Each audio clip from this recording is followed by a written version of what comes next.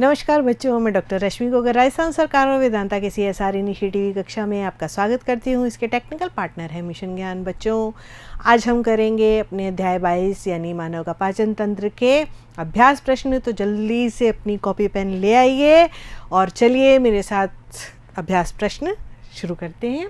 पहला है, रेनिन का स्राव कहाँ से होता है? तो आपको मालूम है कि रेनिन जो है वो अमाशय में इसका स्राव होता है। अग्नाशयी रस जो है वो किस प्रकृति का होता है, इसमें ये पूछा गया है, तो क्षारीय प्रकृति का होता है, आप जानते हैं। कुफर कोशिकाएं कहाँ मिलती हैं? कुफर कोशिकाएं यकृत में होती हैं। ठीक है, तो इसका आंसर होगा द। एमाइलेज विकर किस पर कार्य करता है? तो आपको पता है कि एमाइलेज विकर जो है वो कार्बोहाइड्रेट्स पर कार्य करता है। निष्क्रिय पेप्सिनोजन सक्रिय पेप्सिन में बदल जाता है। कैसे बदलता है? जी हाँ, HCl की उपस्थिति में। कहाँ पर होती है ये क्रिया? अमाशय में होती है। थोड़ा सा याद करिए, आपको याद आ जाएगा, है ना। तो इसका सही आंसर होगा HCl। मनुष्य में कितनी लार ग्रंथियाँ मिलती हैं? तो आपको पता है कि 3 जोड़ी लार ग्रंथियाँ होती हैं। ठीक है, यकृत कोशिकाएं बनाती हैं। यकृत कोशिकाएं क्या बनाती हैं? यकृत कोशिकाओं में क्या होता है? पित्ताशय होता है और पित्ताशय से पित्त स्रवण होता है, तो पित्त इसका सही उत्तर होगा। लैंगरहैंस की दीपिकाएं कहाँ मिलती हैं? तो लैंगरहैंस की दीपिकाएं अग्नाशय में मिलती हैं।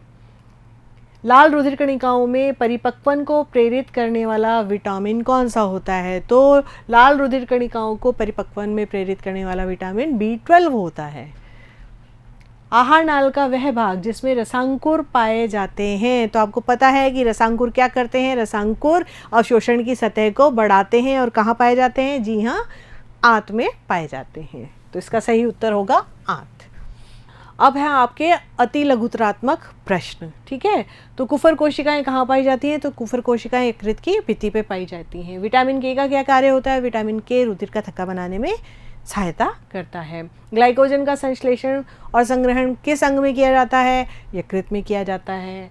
विटामिन डी की कमी से शरीर में कौन से खनिज की कमी हो जाती है? तो कैल्शियम की कमी हो जाती है। प्रोटीन ऊर्जा आहारीय अपूर्णता के कारण होने वाले रोग का नाम लिखिए। तो प्रोटीन की कमी से क्वाशियरकोर और मेरास्मस रोग होता है। पचित वसा का अवशोषण कहाँ होता है? पचित वसा का अवशोषण जो है वो लसिका में विसरण के द्वारा होता है। मानव द्वारा संश्लेषित किए जा सकने वाले विटामिन कौन से हैं? विटामिन A और K जो है उसको मानव जो है वो संश्लेषित कर सकता है। मानव का दंत सूत्र लिखिए। तो आपको मालूम है इंसीजर जो होते हैं 2/2 होते हैं, कैनाइन्स 1/1 होते हैं, प्रीमोलर्स 2/2 होते हैं और मोलर्स 3/3 होते हैं। इंटू 2 करके फिर आपको इसको इस तरह से लिखना है। ठीक है, ये आप समझ गए होंगे। फिर बोलस किसे कहते हैं? तो जब हम खाना खाते हैं तो हमारे मुंह में जाते ही, है ना, जो लार है उसके साथ मिलकर के वो निवाला बन जाता है ना, अर्ध ठोस सा हो जाता है, उसे ही क्या बोलते हैं? बोलस बोलते हैं। ब्रूनर ग्रंथियाँ किसे कहते हैं? तो गृहिणी में जो उसकी आंतरिक परत पर श्लेष्मा भाग होता है, वहाँ पर जो कुछ श्लेष्मा ग्रंथियाँ जो पाई जाती हैं जो अधर श्लेष्मा में होती हैं, उनको क्या कहते हैं? ब्रूनर ग्रंथियाँ कहते हैं। पेयर के समूह से क्या तात्पर्य है? तो पेयर का जो समूह होता है वो श्लेष्मिका स्तर में एकल समूह में लसिका ग्रंथियाँ होती हैं, उन लसिका ग्रंथियों के समूह को क्या बोलते हैं? पेयर का समूह कहते हैं। ओड़ाई की अवरोधनी किसे कहते हैं? तो अग्नाशय वाहिनी और जो मेन डक्ट है आपकी यकृत की, है ना, सामान्य यकृत वाहिनी, उसके रंध्र पर पाए जाने वाली अवरोधनी क्या कहलाती है? ओड़ाई की अवरोधनी कहलाती है। अब है आपके लघुतरात्मक प्रश्न। तो इसमें सबसे पहला है आपके यकृत के कार्य लिखिए।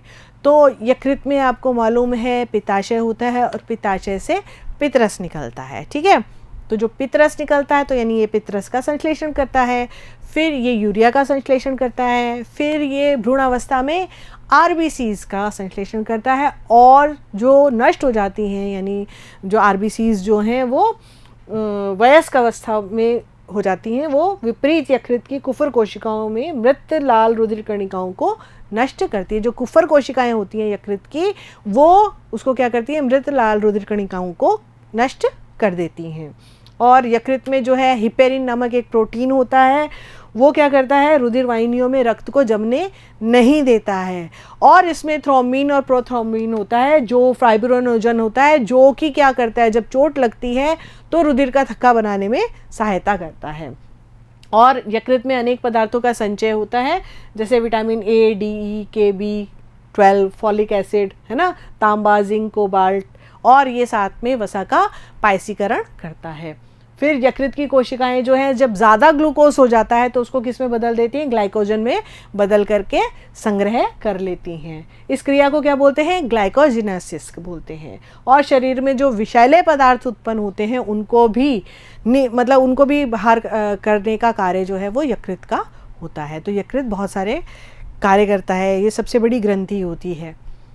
पायसीकरण किसे कहते हैं, इसका क्या महत्व है? तो पायसीकरण वह प्रक्रम है जिसमें कि छोटी छोटी बूंदों में टूट जाते हैं। ये क्या टूट जाते हैं, आपके वसा, ज़्यादातर वसा के बारे में इसके लिए कहा जाता है। तो इन बूंदों में क्या होता है, एंजाइम लाइपेज जो है वो क्या करता है, क्रिया करता है और वसीय अम्ल और ग्लिसरॉल में इसको बदल देता है। पायसीकरण की क्रिया जो है उसमें पित्त लवण भी जो है, पित्त लवण जो होते हैं वो भी सहायता करते हैं, ठीक है। और पायसीकरण की क्रिया आहार नाल में वसा के पाचन तथा अवशोषण में सहायक होती है, ठीक है। फिर है आपका काइलोमाइक्रोन। क्या होता है, तो कोशिका में जो वसीय अम्ल होते हैं वो कैसे होते हैं, मोनोग्लिसराइड, है ना, और चिकनी अंतःप्रद्रवी जालिका में ये प्रवेश कर देते हैं। दोनों वसीय अम्ल और मोनोग्लिसराइड ये कहाँ चले जाते हैं, चिकनी अंतःप्रद्रवी जालिका में, ठीक है। और नया ट्राइग्लिसराइड बना लेते हैं। मोनो से क्या बना लेते हैं, ट्राइग्लिसराइड बना लेते हैं। और इन ट्राइग्लिसराइड्स को प्रोटीन क्या करती है, आकर के घेर लेती है और इसे क्या बोलते हैं, गोलियां बन जाती हैं और इसे क्या बोलते हैं, काइलोमाइक्रोन कहते हैं।